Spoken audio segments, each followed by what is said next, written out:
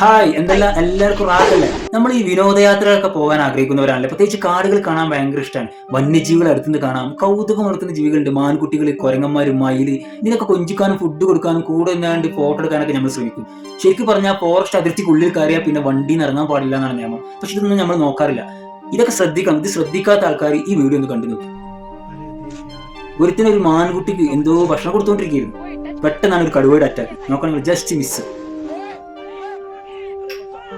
ഇത് എത്രത്തോളം ഒറിജിനൽ ആണെന്ന് അറിയില്ല. പക്ഷേ 2016 ജൂൺ 23 ചൈനയിലെ ബീജിംഗ് എന്ന സ്ഥലത്ത് ബദലിംഗ് വൈൽഡ് ലൈഫ് വേൾഡ് എന്ന് പറയുന്ന ഒരു സഫാരി പാർക്കിൽ ഒരു പെൺകുട്ടി ഇതുപോലെ കാറിൽ നിന്ന് ഇറങ്ങിയപ്പോൾ ഒരു കടുവ വന്ന് അറ്റാക്ക് ചെയ്തിട്ടുണ്ട്. അങ്ങനെ ഒരു വാർത്ത ഉണ്ടായിരുന്നു. ആ വീഡിയോ ഒന്ന് കണ്ടു നോക്കി.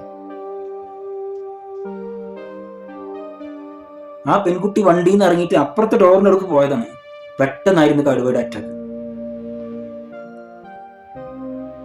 വലിച്ചയച്ചു കൊണ്ടേ. ഇത് കണ്ടിട്ട് കൂടെ അമ്മയോടി. അമ്മയെ മറ്റൊരു കടുവ വന്നാണ്ട് അറ്റാക്ക് ചെയ്ത അമ്മ അപ്പൊ തന്നെ മരിച്ചു. ഈ പെൺകുട്ടി ഗുരുതര പരിക്കോടെ രക്ഷപ്പെട്ടു.